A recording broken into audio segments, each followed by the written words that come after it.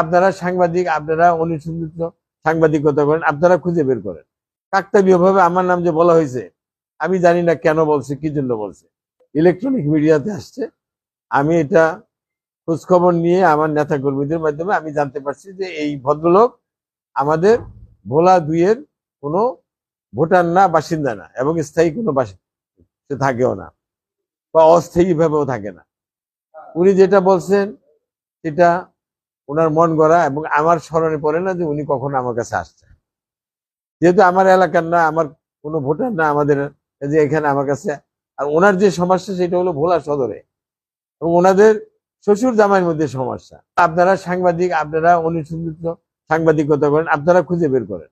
ওনার এই বক্তব্যের পরে পরে ফেসবুকে যান, দেখবেন যে স্ট্যাটাস গুলি যারা দিছে, লাইক দিছে, তাদের মধ্যে থেকে খুঁজলে আপনারা দেখবেন কি আছে, এখানে ইন্টারেস্টেড কোনো লোক আছে কিনা।